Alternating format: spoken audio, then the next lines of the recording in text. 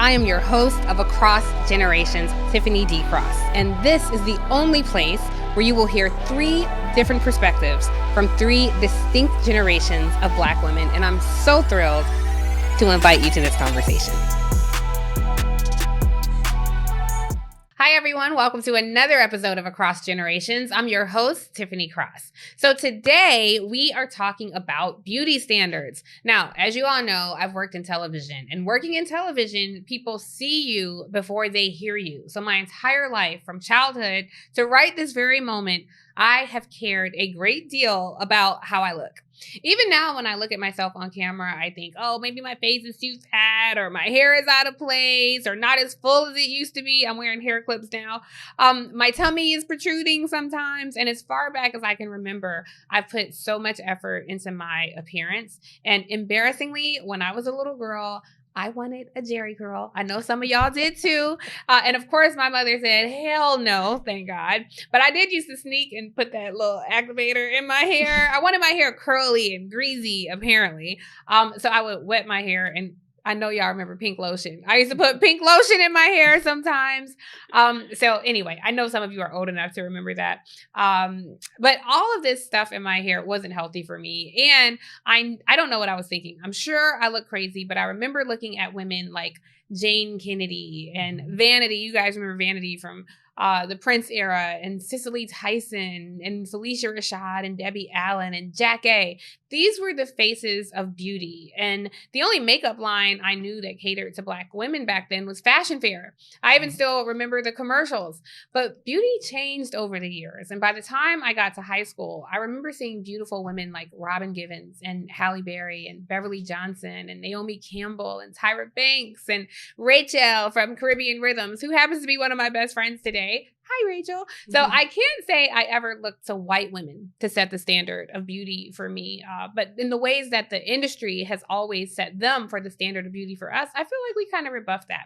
Today, we celebrate literally every body type, every complexion, every ethnicity, every style, hair texture. And this is very much thanks to the Crown Act passed in the House of Representatives in 2022, which prohibits the discrimination based on hairstyle and hair texture. So we celebrate it all now. But some still find it so difficult to celebrate ourselves. We're still craving everything but our natural beauty. So it still begs the question, how far have we come? And how much farther will we go? I'm so excited to have joining me in this conversation, Harriette Cole. She is a celebrated lifestyle expert, a best-selling author, and founder of DREAMLEAPERS. Now, with decades of experience in media and style, Harriette has been a guiding voice in redefining beauty standards and empowering individuals to embrace their true selves. Her work has influenced how we see beauty, culture, and identity, making her the perfect guest to discuss the evolving standards of beauty in America, especially for Black women. Now, on our younger side, we have Jazzmine Carthon. She is, did I say her name Carthon. right? Carthon, thank you. We also have Jazzmine Carthon, yes. Thank you. And she's a model, a community organizer from Compton, California, and she's best known as one of the first plus-size models to win Project Runway and a Sports Illustrated swimsuit finalist.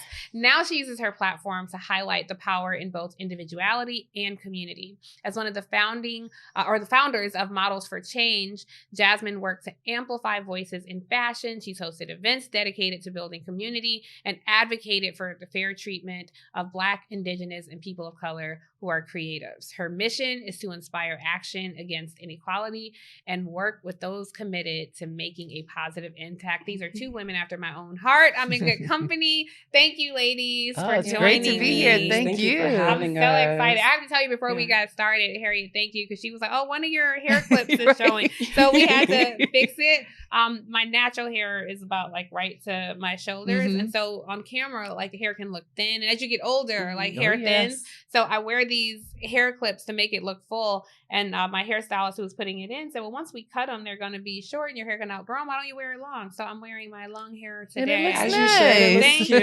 you. We love some We inches. can do anything. Yeah. But I also wear, like I stopped relaxing my hair when I was probably around 25 or so. I wear my hair natural. Like, you know, I do because I don't want people to think like, oh, you know, I have to relax my hair. I have to wear it straight and I'm trying to wear it long and like going after these European standards. But you know know what? Also, products have changed so much. I remember when I was growing up, there were relaxers. There was super, there was regular. Everybody got super because they wanted it to be so straight and it burned your hair off. It's awful. But now there's so many products that no matter what your hair texture, you don't have to have a relaxer. And you can still wear it straight or every other way you want to wear it. So that's every possible way. Yeah. What do you think is the biggest change you've seen in your decades in the industry? You've seen a lot of changes. What's fashionable, what's not? What's the biggest change between when you first started and now? There are more options that are acceptable. And even as we mentioned in your open, the Crown Act, that was 2022. Yeah. So there are more options, but still, especially in the corporate world, there's an expectation that you conform to whatever the standard is for that job. Yeah. The difference even there is that there are thousands and thousands of jobs. So if you don't want to look the way that this corporation looks, you can work someplace else. Mm-hmm. You also can go in and say, no, I'm going to be myself, which is a great thing. It works sometimes, but the Crown Act happened because it doesn't work a lot of the time. Yeah. But the difference, I think, is that there's such a breadth of opportunity and many companies welcome us as we are. That's a nice thing to even be able to say out loud. Yeah. You know, to rise all the way up to the top, I think it still gets more and more conservative the higher up you go. But there is more openness to who we are, how we look. There's still fascination with our hair. People still want to touch our hair. Yes, we don't want them to do it, but you know, it is fascinating. We can do everything with our hair. Most people can't. That's true. Yes. We can wear it how in whatever. In so many different ways. Totally. And like even me, like I recently went natural. I've been wearing wigs my entire career. And Your hair looks beautiful. It does. It's so thick and healthy. Thank you. Yeah. I did a little flex rod set this morning. It's so very nice. Thank you. Yeah, but you know, it took some time to get to the point where like I want to show up in a way that's not just palatable. Mm-hmm. And when I first came into the industry, I had big curly hair that was a wig, and that probably gave me a closer proximity to whiteness than what the industry wanted for me or what I thought the industry wanted for me. So me deciding to go natural literally this year was like me taking back my power and saying that I don't need to rely on a security blanket or a security wig rather, which is what I felt like it was. Mm-hmm. And I can show up the way that I feel most comfortable, where I feel most beautiful, where I feel like most natural. And that's not saying that if you wear a wig, clip-ins, curly, kinky, Black women, we can show up in whatever way that we want to, as long as we feel comfortable. So what has happened though? What has happened this year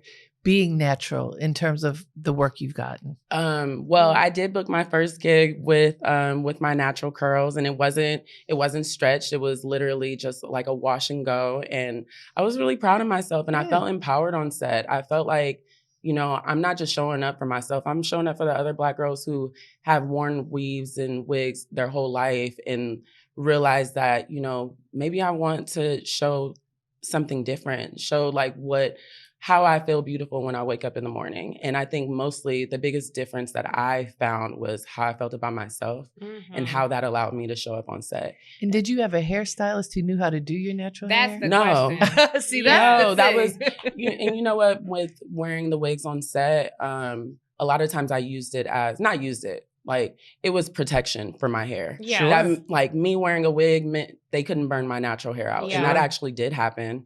Like I couldn't count how many times, but like I wore my natural hair and they wanted to like just braid it and blow dried it and gave me so much breakage. And I had to do a big chop.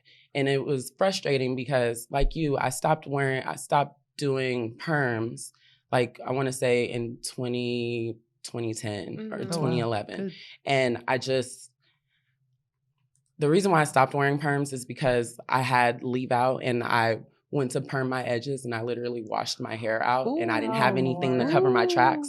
So I was just like, you know, I can't keep doing this to my hair. And then Good Hair came out and I'm hearing all these negative things about putting these chemicals in our hair and what it can do to us. So I just didn't want it anymore. And so in that, I went to weaves and went to wigs that like was close to my natural hair, but not close enough to like, or not even, it didn't matter whether or not it was close enough to my natural hair. What mattered your natural is hair. That it wasn't my natural hair. And I felt like in order to fit into this industry, I had to add to me. And what I'm realizing now is that I don't need to. Like and if I want to put my wig on, I can. Like I don't like I do it every once in a while. Invokes our grandmothers. Yes. Right? And all the sisters, the deaconesses in the church. Yes. I mean, there's something kind of fantastic about wigs too. Yes. I still love a wig. I think still it's love a bust down. I think it's good too. You know, grandma used to be able to put that thing on and boom, she was fly. Yeah, with her hat. So it was an accessory. Yes, exactly. I think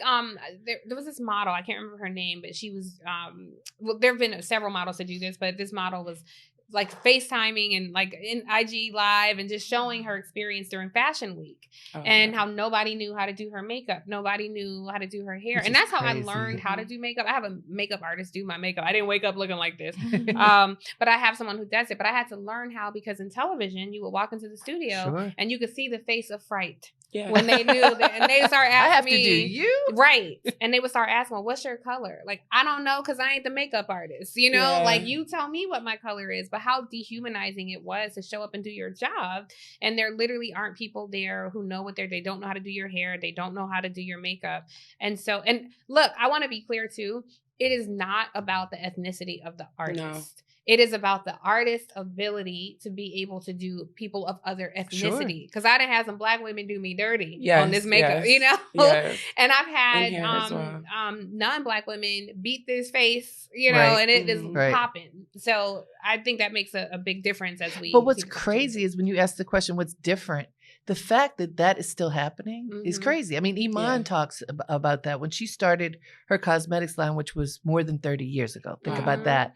She started it because as a model, there wasn't makeup her color. There was Fashion Fair, there was Florrie Roberts, but rare. Where these was that on set. And so she started her own line. This is more than 30 years ago. Now there's every color. How many makeup lines are in Sephora and Ulta with 30 colors shades. of Fenty, shades of people. Yes. Fenty really ran point on that. Yes. And exposed the industry, showing that like they don't cater to dark skins. 3 shades, 4 shades for dark skin or Black people, not even Black people, because brown people of color. People of color in general. Like South Asian. Having you know, it's not enough shades because even sitting here, we're 3 different shades of Black women. So, and to your point about showing up on set and not having anyone to do your hair, do your makeup. I've walked in New York Fashion Week so many times, and almost every time they run from me. Like they like you see the hairstylists like get uncomfortable. They start playing with things playing with things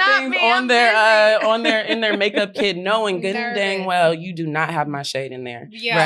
So it got to the point where I always kept my makeup on me. I would go to the bathroom and fix it. I'm literally usually doing my own hair. I come ready most of the time. That's why I've always known how to do my own hair. So it just sucks because how do you call yourself an artist or a professional in an industry, but you can't do all hair textures? Yeah. You can't do all skin tones. It just doesn't make any sense. It's insulting. I do want to shout out Sergio Hudson. Yes. Because he just gets us. He knows us with his fashion, but also in his makeup room I get to sneak backstage during his show Fashion Week to say hi and take a picture. And people there know what they're doing. They know how to do our makeup. They know how to do our hair. So we love you, Sergio, for all that you do for us. Also, I want to shout out Hanifa. Yes, because I love Hanifa. Because I walked in Hanifa's show that she did in DC, and I have never felt so protected, so honored as a model. I walked in and I smelled spritz and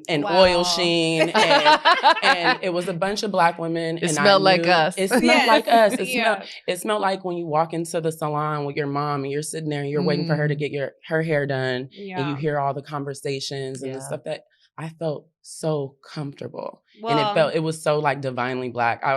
It's great. Shout out to Hanifa. Yes. When we were, I had a photo shoot to do, and Hanifa, her team reached out and offered to dress me for the photo shoot. Very nice. So I took it as a compliment, but I didn't know she was like, this girl needs some help, so let me help her. But I was honored that she even offered to dress me. It's a great thing. Take it as you both saw opportunity in each other to like push Black women forward and make sure Black women are shown. She's amazing. Yeah, I love her. I love their entire team. Yeah, they're awesome. They just made me feel good. Yeah. And that's what you need, because at the end of the day, just like when you show up on set, we need to be able to do our job. Right. I don't want to come into a space where everyone is expected to do their part and I have to do my job and your job and your job because you don't know how to do my hair and you don't know how to do my skin. One thing in the way that we've been very celebratory of how beauty standards have changed, but there are some things that I do notice that maybe as I'm getting older, because I'm sure that there was a generation who looked at me when I was younger, like, what are these girls doing?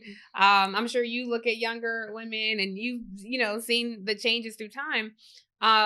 The lashes. I am wearing.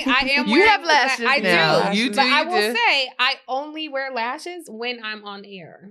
Like, I don't like the caterpillar lashes that are like this, and I see like these young girls wearing them. I wear them on air, and I notice you don't have any, and you look beautiful. So I do feel like maybe I can just no, they look beautiful. On. Well, on camera, like the makeup, the camera eats up the makeup. Does. Yeah. So but I don't. I got like made up for like 2 weeks straight, and I had lashes and full makeup on, and I remember when it all came off, and I just felt like I don't like how I look, because you grew accustomed to that. Yes. So I'm intentional now. I don't wear this kind of makeup unless I am on camera doing something. But I do see young girls with like all the things, like the lashes, the different contour, or sometimes it's no makeup, just walking around like this. Well, because sometimes they are affixed, so they stay on. Like you can't even see out your eyes with those lashes. Yeah. I just wonder, are we going too far on one? Like, how do we bring it back home to like just loving ourselves? I just think there's extremes in every industry, So some people are going to wear no lashes. Some people are going to wear natural lash, and some people want to be extravagant, and that's their prerogative. You said something about contouring though, which is something that I struggle with a little bit, sitting in the makeup chair, because I'll sit down and the makeup artist will be excited and they'll be like, we're going to snatch that nose and we're going to. Oh yeah. Yeah. I like my nigga nose. Right. I don't want to whiten out my features. I love my cheekbones. I love my lips. I love all of the things that my favorite parts of me are the things that come from Black people that are, indigenous to Black. I don't know if indigenous would be the word, but it's part of our DNA. It's part of our DNA. Yeah.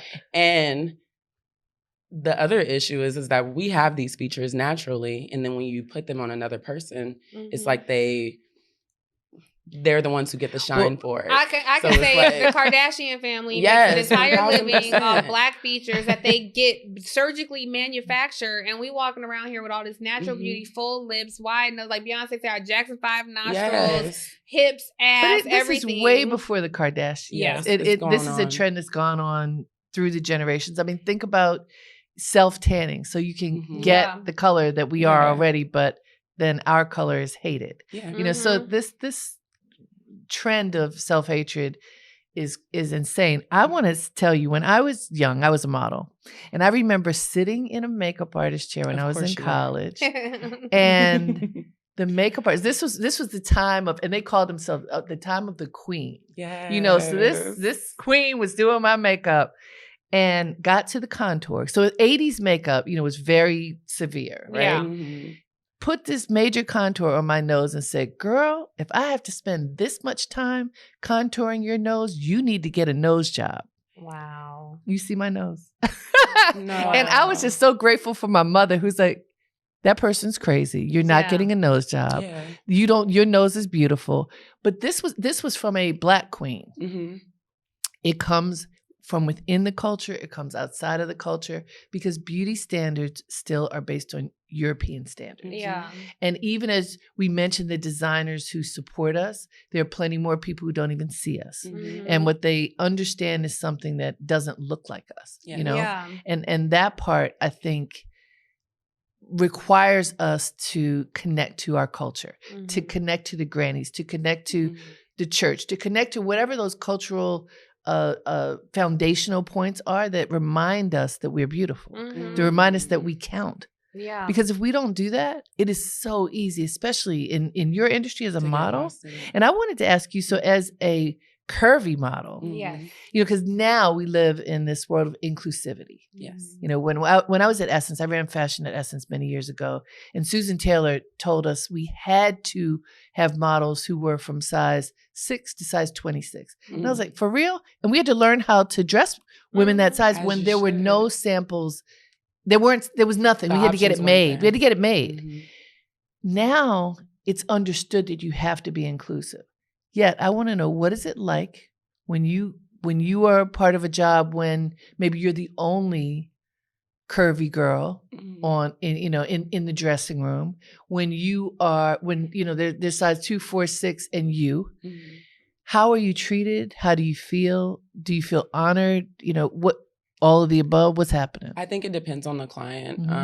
I think having all of these others, or having, a bigger sum of other sizes, when over 67% of the female population in the United States is over a size 14. I think over a size 16, actually. Right. So it feels performative a lot of times to be tokenized in that way. Yeah. And to feel like I'm just checking off a box. If they get me, they get curve or plus size. They get Black. They may get natural hair. When we can have all of these things in different people, but it's like, they're like, let's check one box at one time and then have all the rest of the skinny white models. The fashion industry is based off of the opinions of the thin, the white, and the wealthy. So it's like the thin, the white, and the wealthy. It is. It is. And unfortunately, like you were saying about beauty standards, that's what we base our things off of. You were saying earlier about the nose job. You see how many women back at that time, Black women back at that time, went and got their nose snatched. And it's like, gosh, I wish you didn't do that. No. If I didn't have my mother, I probably would have. I wanted to rise in that industry. And she's like, girl. And I'm happy she told you not Me to. too. Yeah. But I also don't want to make it seem like anyone doing something because they want to do it is a problem. Yeah. But you I have to agree. look at the root of the issue. If you are doing it because the world is telling you that who you are isn't beautiful. Exactly. And that's, I know went off topic a little bit, but my hair. When I realized that the reason why I'm continuously putting this wig on is because I feel like me a la carte isn't enough.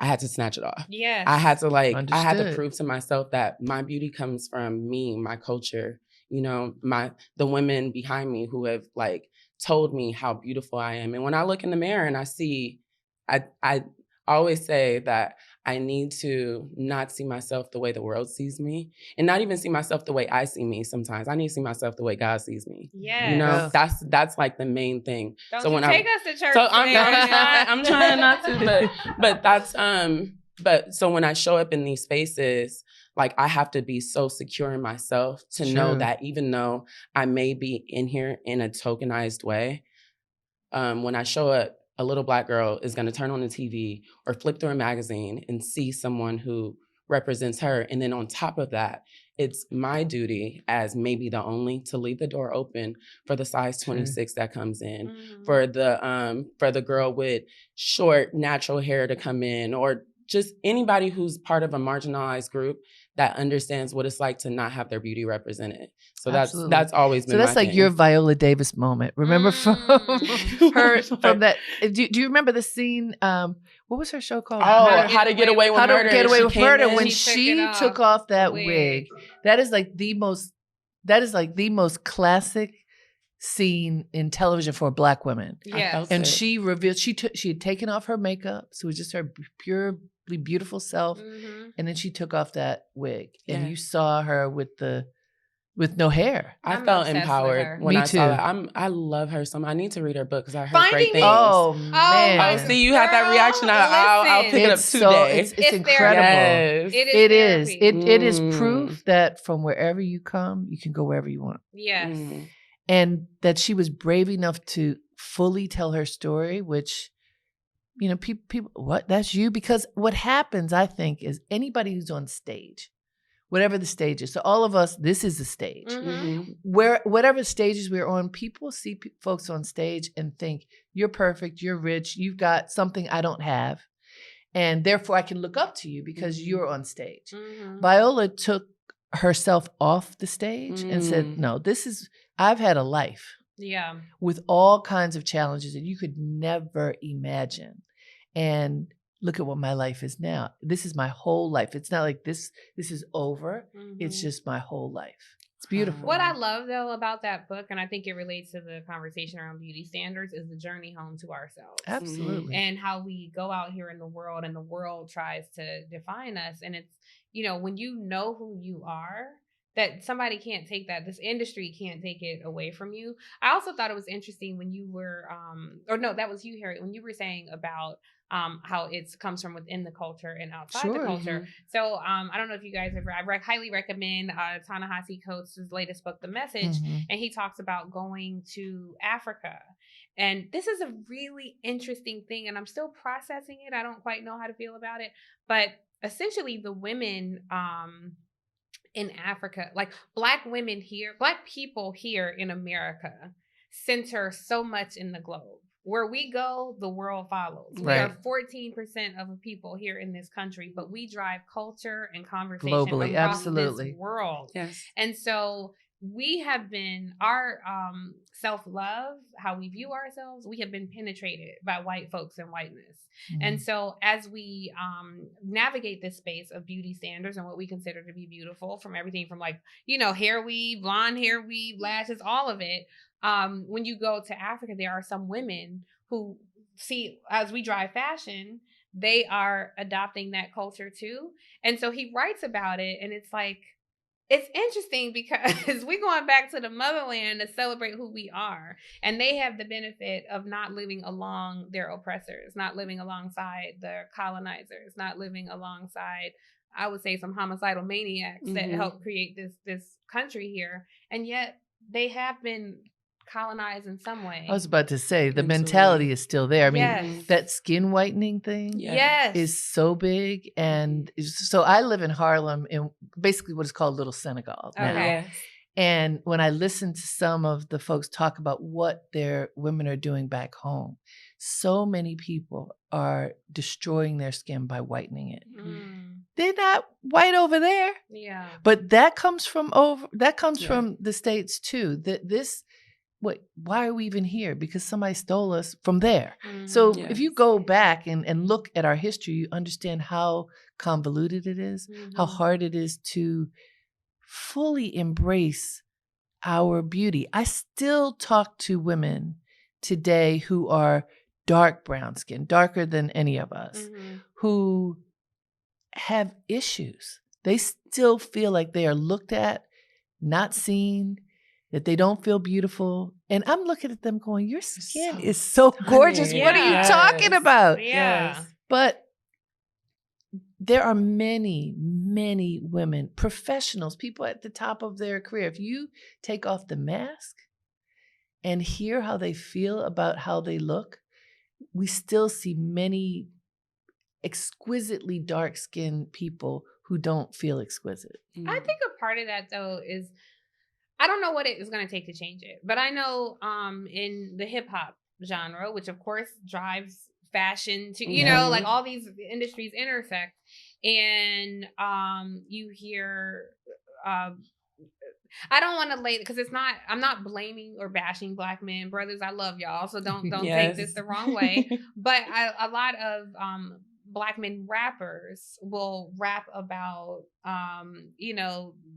women who don't look like us, or women who are fair skinned, I got a red bone. They exoticize them. Right. Right. And so even if it is, like if some rap videos feature darker skinned women, it's a lot of European features. Like you might be dark skinned, but you have race ambiguous hair or a thin nose or thinner lips. Like it's something about you that makes you more palatable.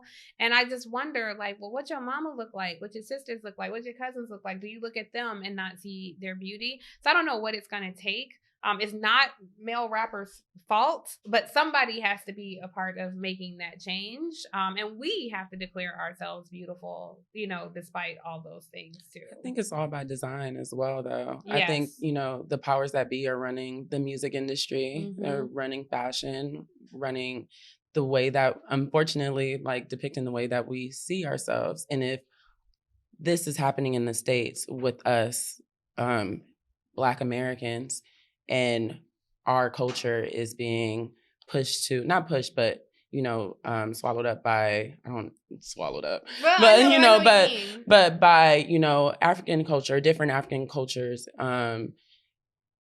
it's only right that they start bleaching their skin because we don't see the beauty in our skin here, or because they told us that our skin isn't beautiful. Yeah. So if they're following everything that we do, it's going to take, I'm not going to say that it's going to take just African-American people believing in themselves and seeing our own beauty to change the minds over there. But if we are always on the forefront, then it is our responsibility. So while we know that the media is the ones who are telling us that we aren't beautiful and that Black men don't value us and that they want a long hair, thick red bone, like how Wayne says, or we have to stand up against that. Yeah. But also I see a change in it. You see a lot more artists who are pushing dark-skinned women with Black features, full features, in natural hair, in their videos, in their music. You're hearing more artists like talk about like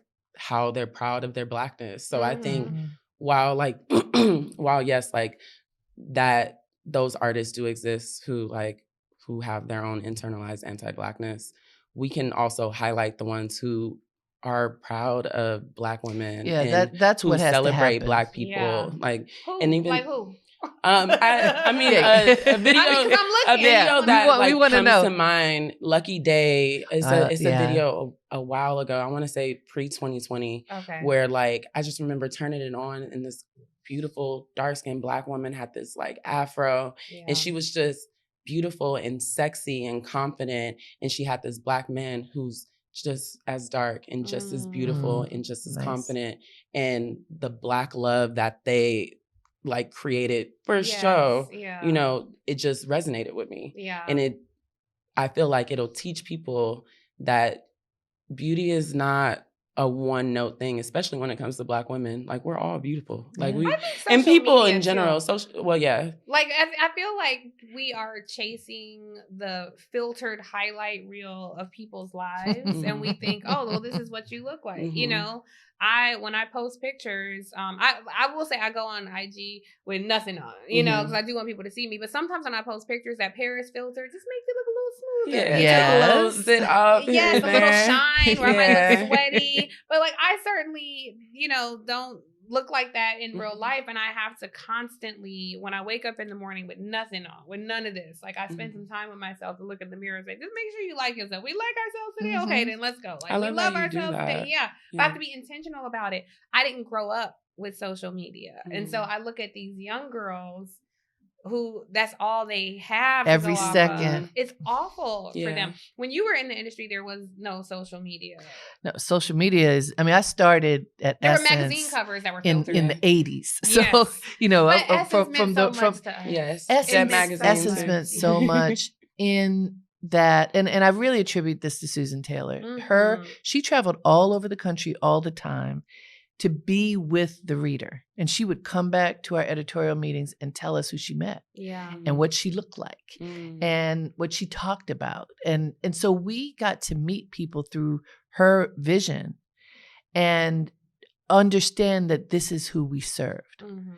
And it was the every Black woman who is excellent, who is living her potential or who wants to. And I think that's our job now, to each of us who can see. When I walk down the street and I see a sister who looks good, I compliment her. All the time. And sometimes they're like, you talking to me?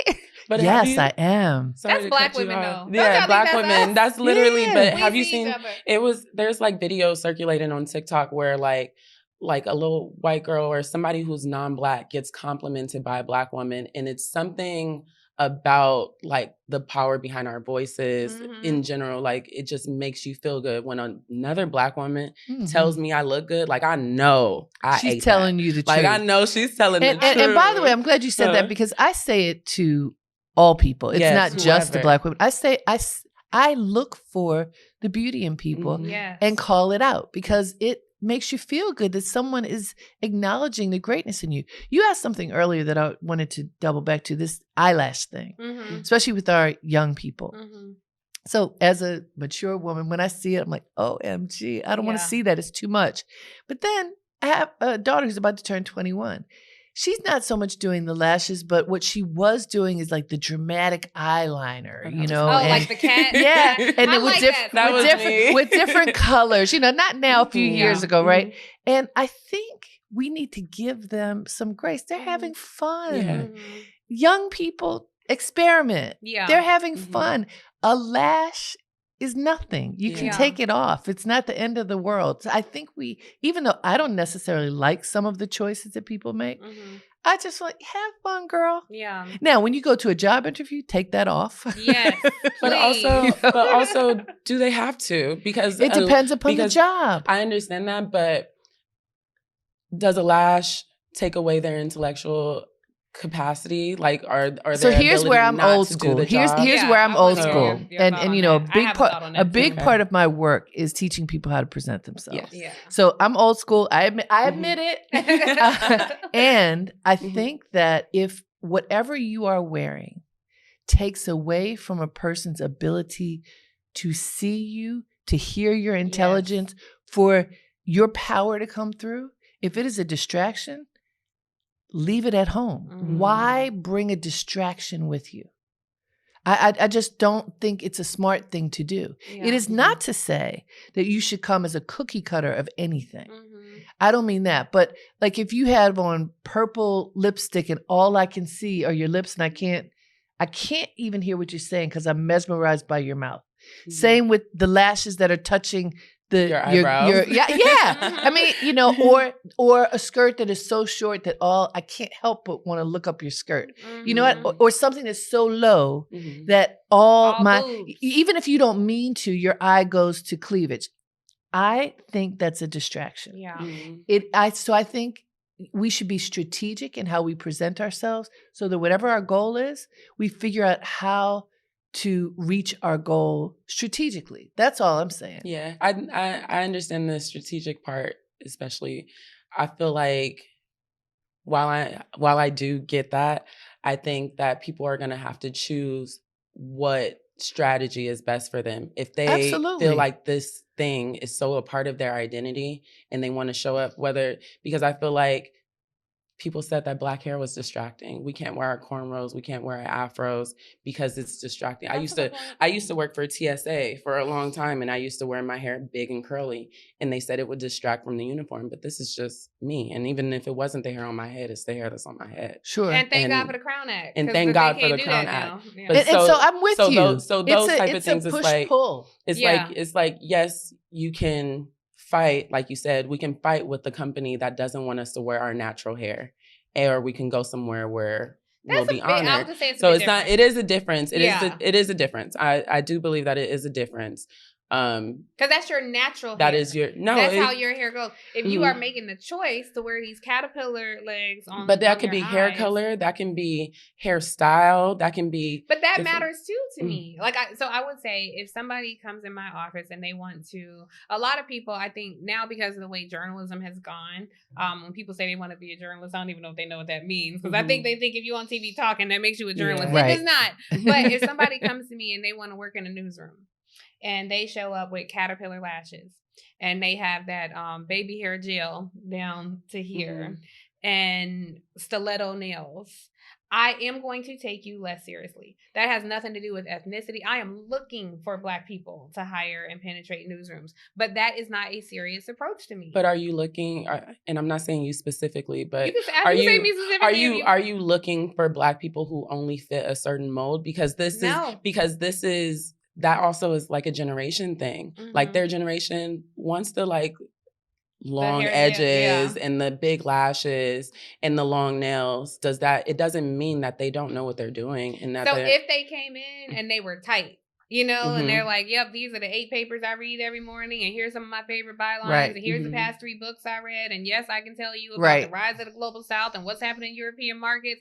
Girl, you hired. But I would probably still say, what is it that you're trying to do in this industry? And I can help you. I mean, look, we all in news, like, you're going to get made up. It's like, you know, it does matter what you look like. And but by you the have way, to be extra tight for that. This is the discussion that is ongoing. Like, we shouldn't agree on this. It's good that we are not agreeing.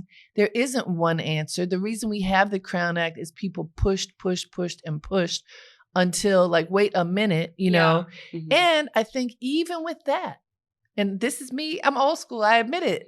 Sometimes and I have natural hair. Sometimes the natural hair is so unkempt that it's like, but what does that mean? Well, yeah, I want is it clean? What does that mean? Is it clean? Well, cleanliness, has it been? Has it ever been combed? Does it look professional? Now, that is a huge question. What does professional mean? That's when we go back to, what is the industry that you're in? What are the boundaries around professionalism?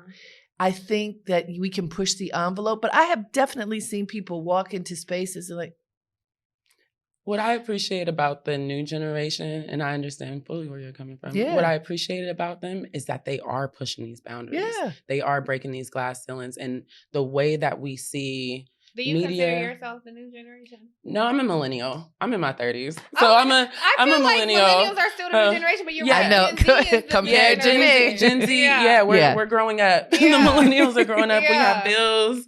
And, you know, kids, not me, but, like, you know, eventually. But what I appreciate, I feel like the millennials, we're all about talking things out and, like, you know, and which I love that. Which I love about us. But the Gen Z, they're about that action. Yes. And it's something that I really appreciate about them. So even if what they present as isn't palatable to you, they're going to tell you that it's not palatable. Yep. They're going to tell you why you think that it isn't palatable. And they're going to take themselves elsewhere. And then they're going to go and talk about you on social media. Well, there's that. Which is cancel culture, which we need to do away with anyway. I think, we can take this with a grain of salt. I love the title of Nick Cannon's podcast, not to bring up another. What it is. It's called council culture instead of cancel culture. It's council. Council, because I think because I always think of where I am today at the age that I am and where I was 10 years ago. They're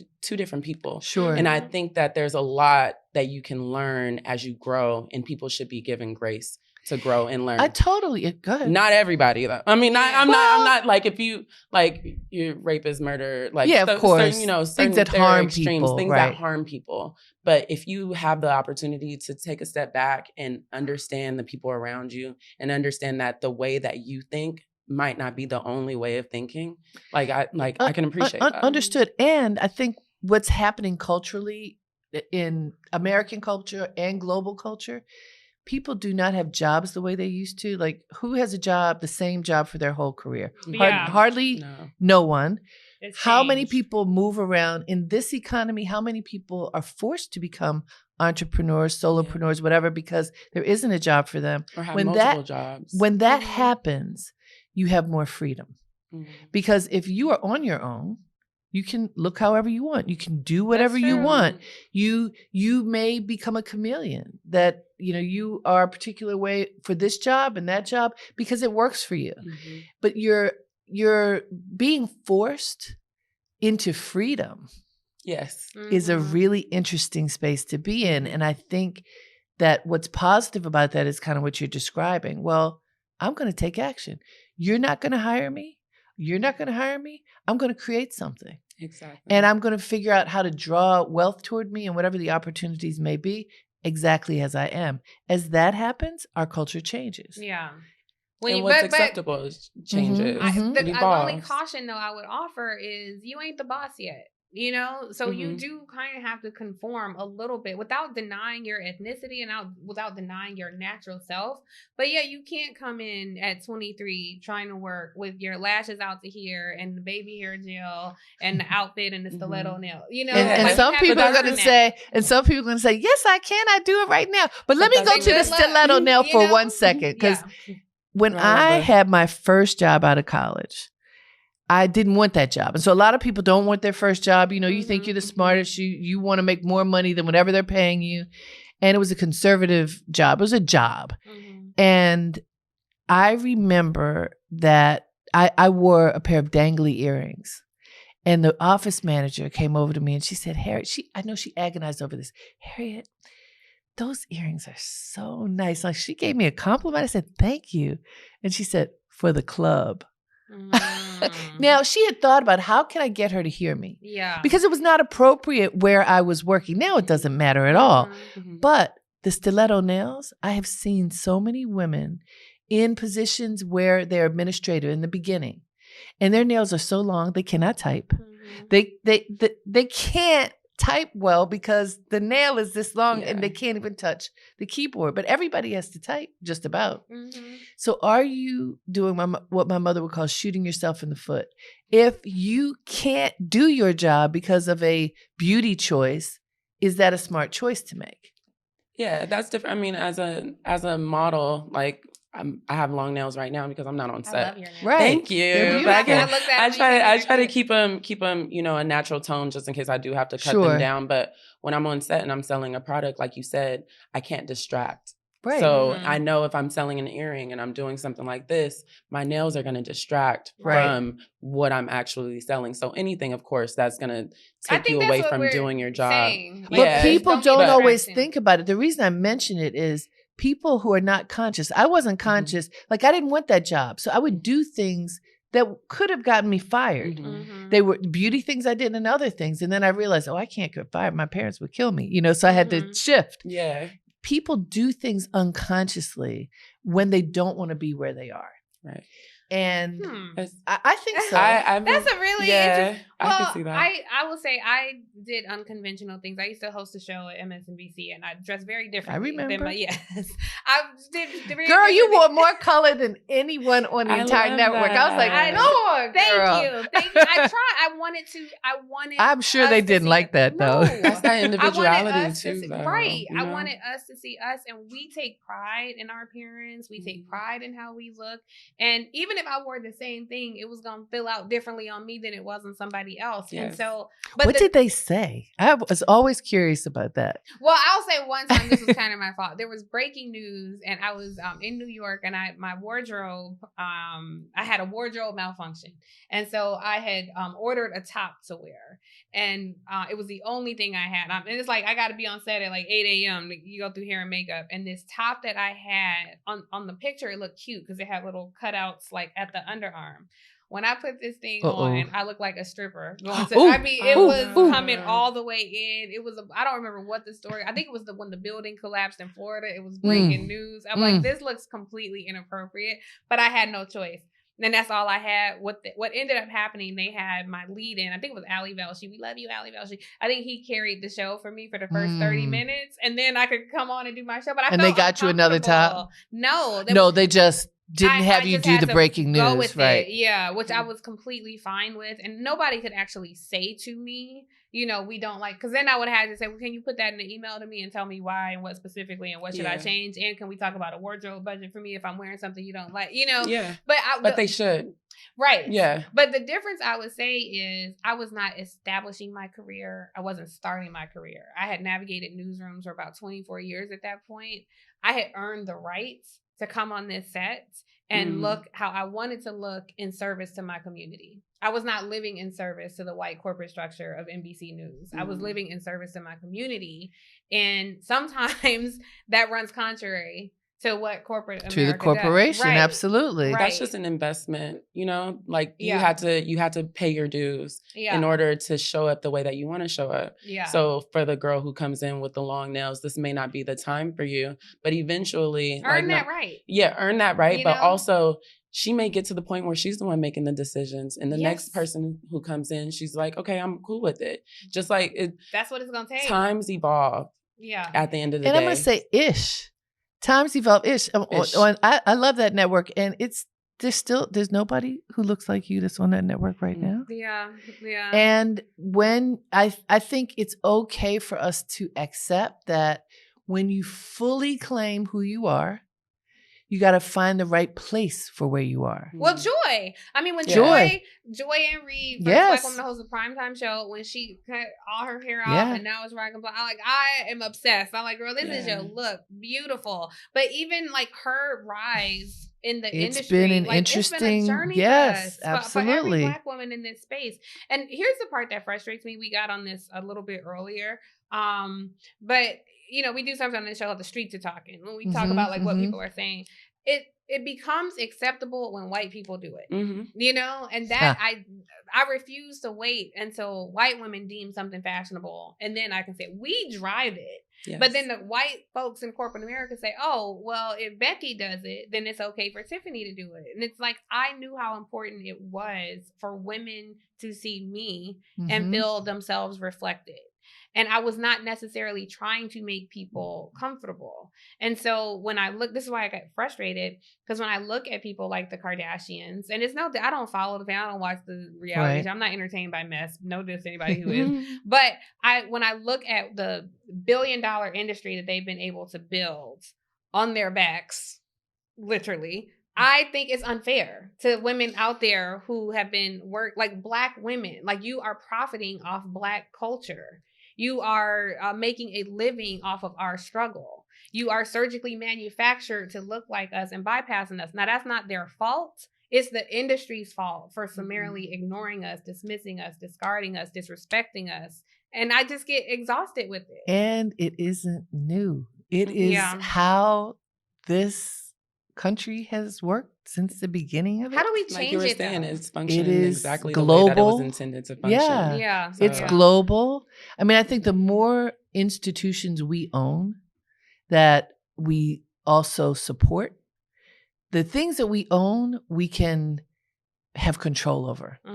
The things that others own, we cannot have control over. We can have our moments, but they're not ours. And our culture has always been co-opted, And so while I'm not defeatist in this thinking, I'm just saying that feels realistic. So what do? Figure out how we can own it and present it to the world in ways where we will support it. That is the hard thing. That's the key. But once we support things, it takes off, you know? Right. Once we our multi-trillion-dollar buying power. Yes. We buy all these products. We or do. what we create. I mean, think about any of these social media platforms. What would it be without us? We create the dance moves we create, the life we create. Oh, I hit my iPad. That's my mother's FaceTiming me, guys. But I was like, why am I seeing myself? Anyway, the dance moves we create, the fashion we drive. It just is frustrating. It's like that we don't get credit for it. But what I think, like, one thing that I feel like is gonna like change that narrative is us understanding that we are and always have been the blueprint of most industries. We're the blueprint of humanity in general. Yeah, the world came from Black women. Like we're not gonna play with that. But also, it's understanding that once we understand our power, understand that our influence, we can take it back into our hands. We can have that ownership, and then we can dictate what is beneficial for the world and beneficial for us as a people. Do you remember the model at HU at Howard University's homecoming? And she was just there, you know, and a talent agent was there and found her. And she was very dark skinned and had on an outfit. And she like developed this whole career. This was like 5 years ago. And she became a model because somebody saw her at these HBCU homecomings. We are present. Yes. It is a whole at Clark at the Atlanta University Center. It's Clark Atlanta University, Spelman, Morehouse, Morris Brown. And Fashion Fridays used to be a thing. Like everybody came, you know, like you it's just something about our community. Absolutely. You know, like we want to look good. And I don't remember, honestly, in my life, I don't think I've ever gotten beautiful for a man. I want him to benefit from it, but honestly, the reaction I'm looking for is from y'all. You know, I want my girls to see me like, girl. Yeah, what do you think, girl? That's right. That's right. Like, they know, but they don't know. They don't know what you really put on. Right. So. I peeped you from head to toe, and you from head to toe. You know, like the jacket, the boots, the leather. I mean, when y'all walked in, we assessed And that's each what other. we, and in a positive way. Yes. Because, by the way, when it's not positive, leave that at home. Yes. Let's Because we support don't each have other. to tear each other Absolutely. down. Exactly. No. Yeah. And I guess Exactly. that's kind of my concern with the lashes and the baby hair gel and all that, because if these, because She can't let that go. Well, creativity it's, too. it's okay if it's creativity, mhm. but if it is, I don't look good without it. Yes, if it is, I I'm understand chasing, this Instagram model or this It's reality tough. show star. But I also think that's a It's process concerning. too. Like that's especially because a lot of them are younger, and I'm not saying that they won't get older and still want to. I have an aunt who still puts bunch of layers of mascara on, and she looks beautiful for her. And as long as she feels good, that's all that matters. That's true. But also, I used to wear super dark eyeliner at the top and bottom. Please don't scroll back to the the photos where my eyebrows were dark and pointy. But I was learning. I was just like understanding my face. And then now that like I have a better understanding, I'm on my skincare, I'm doing everything. Yep. I know that me without everything else is beautiful to me. Are we not supposed to wear dark eyeliner on our top? Because I have dark eyeliner. No, we still can. It was the way I was doing it though. But I was also a little I want to make sure little punk rock black girl. So like it's just so. And I think the point of that, which is going back to your point, we can have fun, we can experiment. It's figuring out how playful we can be with how we present ourselves and also strategic. Yeah. I do think it's important to have strategy, not necessarily in every moment, but as you're building your life, what do you want it to look like? And how do you get there? If you think about that, then that's going to drive your steps. Yeah. And I do think that's important. And it could be anything. Yeah. Well, they say dress like the job you want to show up at. Dress like the job you want, not like the job you have. And then as a model, it's a little tip to like models out there. If you want certain clients, your portfolio has to reflect that. That's true. So I know I get DMs from girls who are like, oh, I want to be a model. I want to, but I go to their page and it doesn't reflect what it takes to be in this industry. And I'm not saying it from a Eurocentric standpoint. It's just from a strategy and professional and professional standpoint. And this is true for any job, by the way. And, all of these things, because you got to be a blank canvas sometimes. Yes. This is true for whatever you want to be. And in the land of social media, know that everything you put out there, everything lasts forever. Even if you take it down, it's not gone. And what are you putting out there? Yep. And are you conscious of what you're putting out there? It used to be, don't leave a voicemail when you're angry. Don't send an email when you're angry. Don't make a social media post if you're not conscious. Yeah. Don't be drunk or high on social media. Don't do it. Watch your language. Watch your language. Watch how you look. Yeah. Yeah. Well, if you don't want your mama to see it, you probably shouldn't be posting it. Yeah. I know you don't like that one. I feel you because I love my mom. Hi, mommy. I love my mom, and she's great. And I shoot lingerie. She's like, girl, you look good. Like like my mom is not tripping. My dad, he might not like some of this stuff, but I just feel like I'm an individual. Yeah, I'm a grown ass woman. Yeah, girl. I get to choose how I want to show up. Absolutely. And the way that I show up may not look like the way that you think is acceptable or you think is acceptable or society or whoever else. I agree with that. But someone is going to resonate in the way that I feel about myself, in the way that I show up for them, even if it's not, because sometimes it's not for me. Sometimes it's like even coming here today, like what we wear and how we wear our hair is like a political stance at the end of the day. So even coming here today, I'm like, normally I put my wig on. I think honestly, this is probably the first like appearance that I've done without. Oh, you look so beautiful. It just straight up in my natural hair. Yeah, and thank you. Everything. Thank you. Last time I, even put this outfit on, I had a kinky straight wig. It still looked like my hair. It's a little unclockable. Yeah. But when I got ready today, I was like, no, we're talking about Blackness, and not that this is the only time that it's appropriate for me to wear my hair in this way, but we're talking about Blackness and standing in that power. And how do I feel most powerful? Yeah. It's like this. I love it. So like this. Glad you showed up like this. It took a lot more work to show up like this than it would have for me to just throw my wig on and come. Yeah. But it's not always about me. sometimes it's about the person who needs to see this so that they can be inspired to do what I did. Yes. You know, or to just show up as themselves, whatever that looks like. I love that message. And the caveat is you are a grown-ass woman. I think a lot of what I'm saying is for like 15, 16, 17-year-olds. And I think that's what you were saying. Because at that point, your mind isn't really done functioning or developing, rather. And so when you put something out on social media at that age, I think it should be off limits. Yeah. But sadly, it's not, you know, and people can't see your Instagram and let me just say, I'm not just talking about 15-year-olds. Okay. Yeah, that's no, you are. Yeah. Why am I saying that? Like, just as an example, there were teachers on a cruise sharing a toast with each other who lost their jobs as teachers because they were drinking on social media. Now, I think that's way too far. So it's way too far, but it happened more than once. So I'm just saying, what does your industry say is okay? You decide whether you care, and then you act accordingly. Whatever that means. Or you can decide to flip it upside down and change it from the inside out. Yes, that's what I'm saying. But like you said, it takes investment. It takes, you know, speaking up about things. If you decide that your strategy for making changes in the world in whatever industry or whatever company, your strategy for changing it is to show up loud and proud as whoever you are, then you're going to be the activist in your life. Yeah. But you can also go another route and conform for a while if you want, and then show up as who you want the industry to be later on, or whatever strategy you want. Just make sure that what you're doing it for yourself. And you're doing it for the benefit of, or I would hope that you do it, Black people, I would hope that you do it for the benefit of our community. Live in service to community. Always. That is always my thing. Don't be so focused on building a brand. Be focused on building community. Yes. So I think that is a good place to close out the conversation. This was so great, you guys. Good. And I just want to say,